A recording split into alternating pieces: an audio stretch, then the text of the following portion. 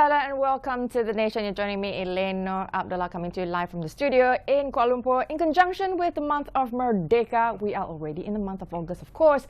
We are for the first time joined by an amazing bilingual talk show host, Emcee Radio. Terrence Das joins me to talk about the nation building as well as help us celebrate our approximation of the Merdeka month. Hello, welcome Terrence. How are you doing today? I'm doing good. Thank you, Elane, for having me. I mean, it's a very special feeling to be on a show called The Nation to talk about Merdeka. And I'm really honored that you thought of me when you put the show together. Of course, now it's fantastic to have you join us in the show. You know, it's been such a long time that a lot of people have had to not have to do face-to-face communication, and being in the studio, being able to chat face-to-face is kind of refreshing these days. Absolutely, without a plexiglass in between us, you know. Without a plexiglass, or a mask. Without a Zoom sort of call, without a Skype call, without sort of digital thing. Although we are going towards our digitalization. So back to Merdeka. Now, Merdeka, of course, has a theme this year called Keluarga Malaysia, Teguh Bersama, and it's dialing us into the future. If you've seen the new logo for the Merdeka theme, Very much so. I can't live without it. It's no, everywhere I literally. go. The digitalization, the future is here. But let's start a little bit with you. You know, we're having you here today. We're talking about the Merdeka month, and I wanted to ask a little bit about how you got into the space. Okay, well, that would take us back about 20 years, give or take. So back when I was in college, you know, I got into law. I got to do law, which was something I really was passionate about. I still am passionate about law, but I don't practice, obviously. But in that space of studying law, it was a challenging period for the economy. So my dad had kind of decided to step away from his job, and that kind of gave me a reason to find another way to supplement income, pay for my own bills, and kind of step up to the plate, be the man, sort of thing. Oh, nice. Yeah. So what I did was I worked part-time at a law firm. Right. It was a 9 to 5. Right. And 6 to 9, I would go to my classes. Oh, nice. Wow. So burning the midnight oil. Wait, the midnight oil comes after this. Later. 10 to 2, right. I was in a club. Oh, wow. I was hitting the decks, spinning tea time style music. You know, it was a bit of a different scene than what it is today. Was that time to sleep, though? It was time to sleep after 2. Wake up again by 7 so you can get to work at 9. Right. So it was that kind of routine. It was pretty hectic.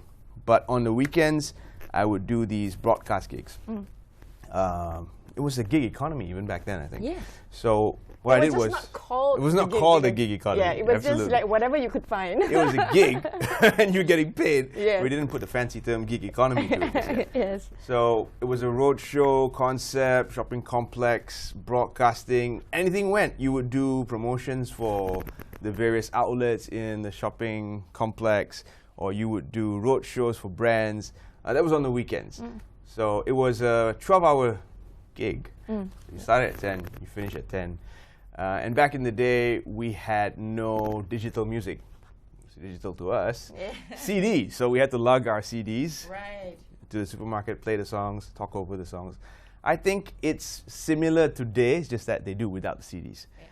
So how I started was doing those broadcast events in English, and then I realized that the message wasn't really getting through, so I needed to pick up some words and phrases that I could use in Bahasa as well.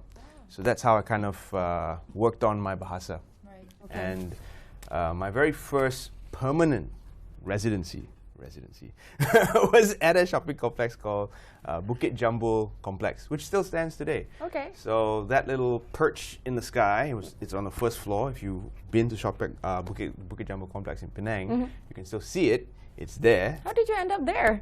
Because I'm from Penang. So I see. That's where I'm born and bred. Okay. And that's where I got my first kind of residency gig over the weekends. How long was that? It lasted about a year plus, maybe not 2. bad, Yeah, not not bad. Because after Hone I your finished, skills. hone my skills, yeah, and see feedback, because you know you get the feedback kind of live and in your face. Because if you say something wrong, people will turn and look at you a certain way. Right. If you say something right, they turn and look at you in a different way. Right. So you learn to read body language. Exactly. And you gauge whether or not you're doing a good job And that way. And that's really what it is, right? It's the interaction, the ability to feed off the energy, feed off, whatever the reactions are, and then you adjust and you adapt. I mean, as with all things in life, we create sort of these spaces for us to be able to learn from each other. That's right. And that's what we're talking about in terms of Merdeka Month, that we're a community, we are coming together, we learn from each other, we share with each other, and we're looking for ways for us to be able to improve ourselves along the way.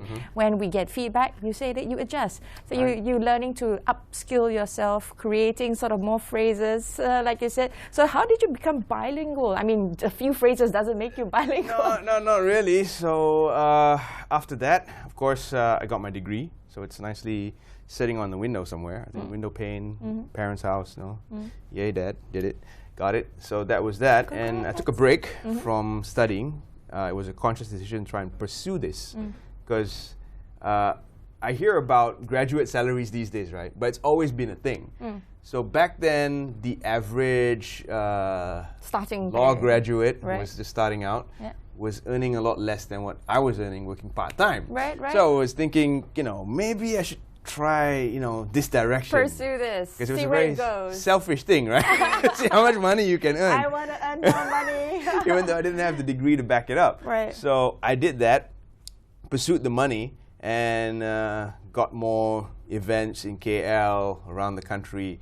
Eventually, I worked up the confidence to walk into RTM at that time and audition for newscasting. Right. In Malay or in English? It was in English. So I walked in, the newscasting audition was cancelled. So it was kind of frustrating because I was still based in Penang. So I had to take a bus ride all the way here. And, Commitment, It was that commitment. Yeah. I would say destiny knocked at the door and I had to give it a wide open look into that door and see what was behind door number 2. Because door number 2 was a live English talk show, unscripted, called Hello on 2. Wow. So there you go. Opportunities present itself. I will take a short breather. Let's talk about door number 2 opening after these messages. Stay tuned. We'll be right back after these messages.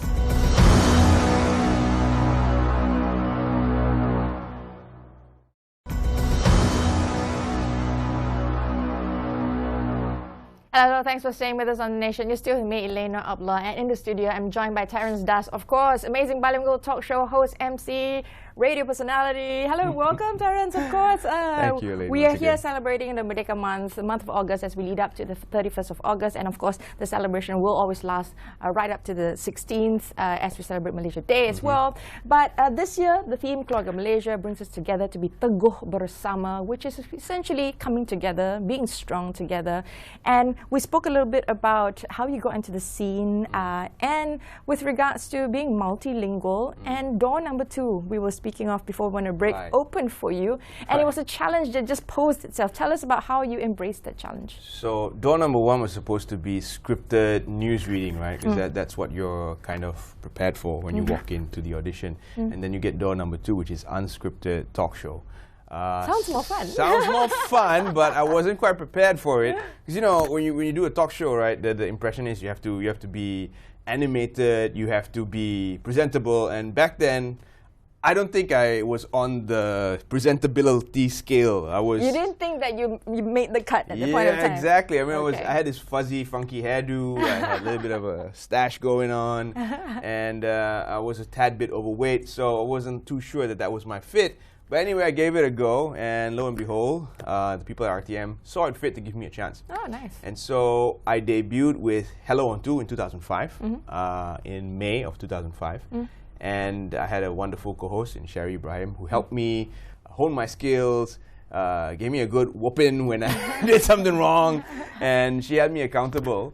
And slowly things took off from there. So I guess coming into the multilingual facet of who I am, I grew up in Penang, and I don't know if you know many people from Penang, but we speak the national language of Penang, which is Hokkien.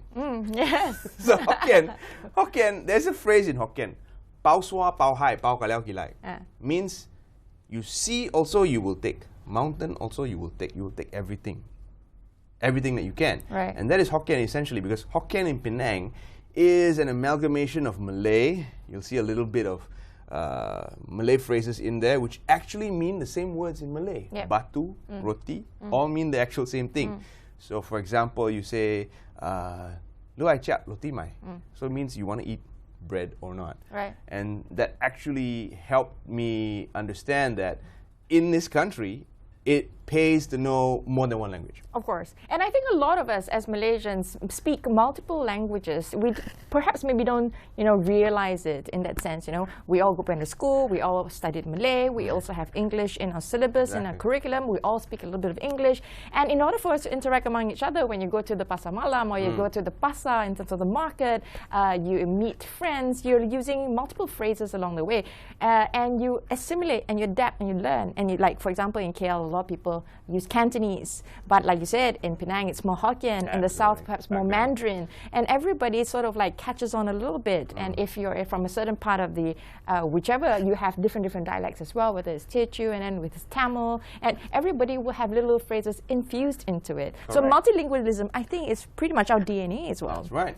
And being Indian, my first language is Tamil. I can read and write Tamil, which is something not many people know. They assume I don't, but I do. Kudos. Not all Indians do.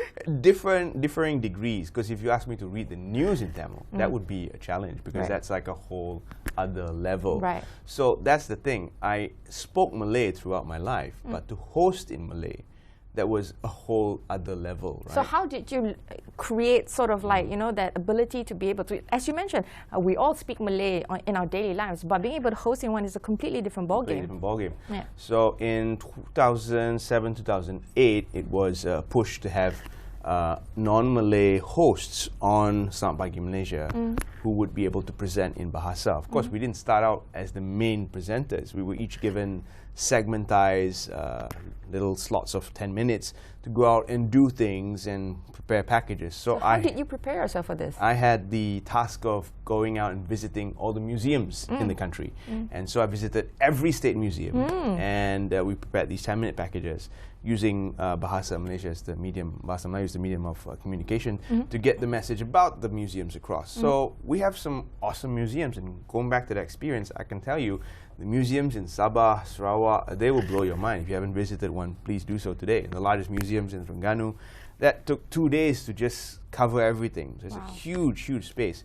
And these museums, ironically, help you understand the history of the land. So going back in time meant you have to actually look at material which was already in Bahasa. Now, among that, did you manage to sort of like spot some national heroes?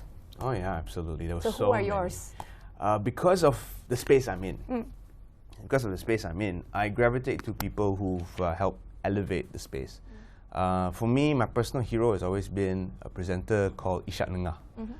Ishak Nengah, I don't think many people know, is Joe Flizzo's dad. He's Joe Flizzo's late dad. And he was a bilingual, multilingual presenter from the 60s, 70s, who graduated into PR and then came out to do events. And his style was fluid and smooth. And so I looked up to him as an icon in that industry, in that space. And true enough, I got to meet him. And he got to, I got to meet him, and he was super nice. He just like kind of showed you what you're doing wrong, helped correct certain things that you were not getting right. And although he sadly lost his battle with cancer, but he has been a father figure to many of us in the industry. And so he is one of my national heroes. He was on RTM before, and then he came out to do his own practice, but he was most known as a host who could speak off the cuff using perfect English when he needed to, and perfect Bahasa Melayu when he needed to. So what was the biggest takeaway from being able to meet him personally? If you're using a language, stick to it. Like, don't mix it, deviate away from it. Right. Don't use the rojak that we're used to when you're presenting, and that will set you apart from most hosts already. Right. And he was right, because at that time, in the early 90s, and as well as in the late 90s and the early 2000s, there was this brand of hosting, which was the mixing of languages.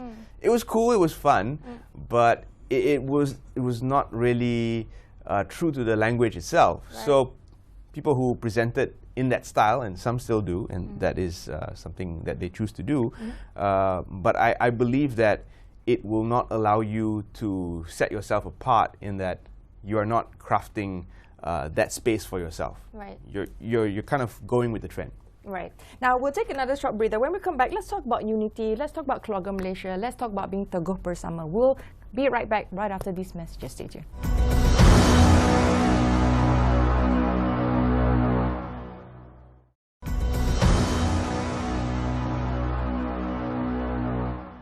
Hello, welcome back. Thanks for staying with us. You're still on The Nation with me, Elane, Abdullah. Next to me, of course, is Terrence Das, amazing bilingual talk show host, Emcee, radio personality. And we've had the opportunity to listen to a little bit about how you got into the space, talked about being multilingual and, you know, being part of us Malaysians. We are, of course, multiracial, and it's part of our DNA. And prior to going on our break earlier, we spoke about national heroes and one of your heroes and what your takeaways were. But now let's talk about Merdeka. You know, Merdeka, month of August, we're leading up to Merdeka, and we wanted to highlight, of course, you know, the theme for this year, for 2022, is Keluarga Malaysia, Teguh Bersama. So the importance of unity, perhaps you can share with us what's your opinion on that? Oh, unity, I mean, it goes without saying that it's so important, and I think it's very fragile as well, because we live in a day and age where social media can hyperventilate anything. And any little nuance that people find to be critical about can just blow up, and it can cause a lot of issues. And the sensitivities are like super high. Super high. Yeah. I mean, it doesn't help that a tweet can provoke 1,000 retweets and then 1,000 and some kind of backlash and reaction. A lot of backlash. So that doesn't help at all.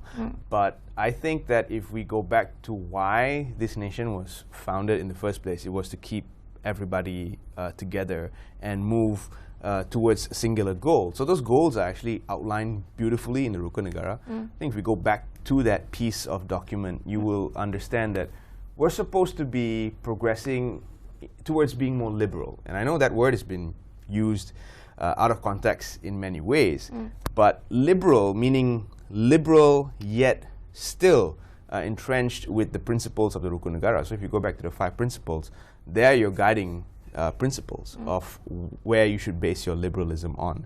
So kepercayaan kepada Tuhan, kesetiaan kepada raja negara, keluruhan perlembagaan, kedaulatan undang-undang, kesopanan dan kesusilaan. These 5 tenets of the Rukun Negara should guide how liberal you can be. And I think that is lost on us as Malaysians, because we have demonized certain words in social media and made it seem that being liberal is a bad thing. Well, it's not really that. It's just how people who are liberal are being presented. I think it's very contextual at the end of the day, because, you know, liberty comes from the word, liberal comes from the word liberty, and there's no liberty without participation. It does essentially means that you have to understand what you're claiming to be liberal about. There is context for everything that gets put into place. Like you say, you know, the basis for it, if you're having it entrenched in the Rukun Negara, it will guide you in the right direction. And perhaps I would like to get your take on this, because Keluarga Malaysia, Teguh Bersama, what does it mean for you? It means a lot, because when you look at Malaysia, we've always been a family. But it's just that we haven't seen enough of each other. And I'll just tell you a story to highlight that. So in 2007, 2008, I got the opportunity to go to Bau, Sarawak. Bau, Sarawak is about 2 hours away from Kuching back then. And I got to participate in an event where I was able to stay in this village in Bau, Sarawak. And I noticed everyone in the village was taking photos with me. So I felt like, wow, okay, I've just been on TV for 2 years. It can't be that famous. And true enough, they didn't really have TV sets. And so I was like, what is the big deal, right? And our host told me in private, I'm going to share this, in context also, he says there are more orangutans in Sarawak than there are Indians. So the context of them taking photos of you was like, they hardly see someone like you. They hardly see someone like me. So I do believe that with social media, with that digital bridge that we now have connecting each other, we should use it to reach out to each other and get to know how we lead our lives, so that we don't look at each other's lifestyles in isolation, like, oh, that's them, this is me. So as a family, I think there's always this different people in that family unit, so each of them have their own individual identities, but they still come together as that family unit.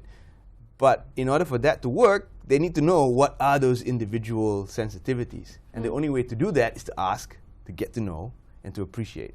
And with that being said, everyone can take things out of context. Absolutely. And you can sort of, accelerate things unnecessarily.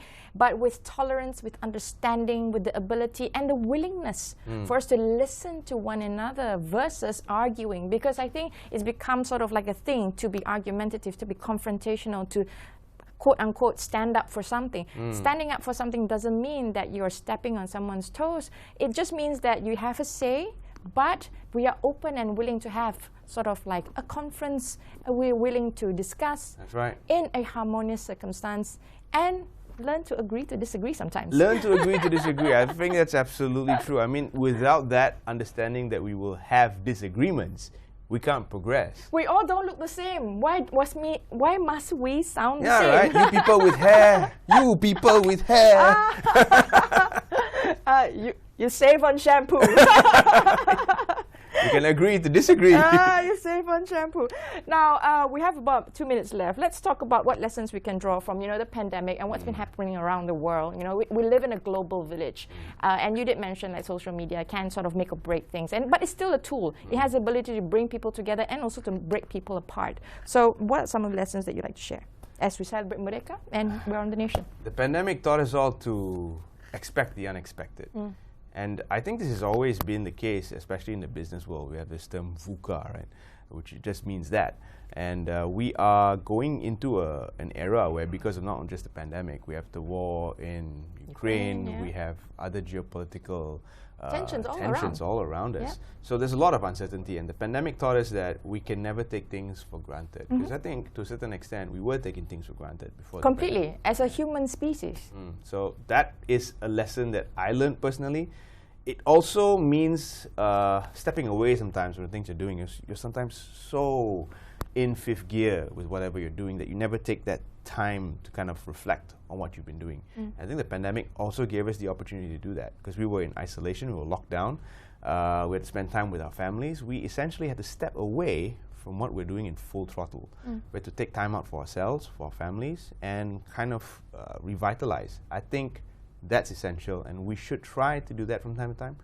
I think a lot of us were too stressed out. KL is a city that never sleeps. This region is a very economically charged region that's moving forward into the future. So I do think that those moments are sometimes taken for granted. Appreciate the small things, because essentially, those are the important ones. The moments that we share with our friends, our family, the moments that we share with our colleagues, because those are the things that when we've lost, we miss so much. Those isolation moments made us remember what's really important in life. Thank you so much, Terrence, for joining us here today on The Nation to speak about, Merdeka, Keluarga Malaysia Teguh Bersama, and we look forward to for the successes. Thank you for very yourself much. as well as for Malaysia. Thanks for having me, and I'll quickly plug, don't forget to watch Talk to Terrence, which is out now on all good social media platforms. Thank you so much, and that's all the time that we have on The Nation. Thanks for staying with us till the end of the session. I'm Elane. Bye for now.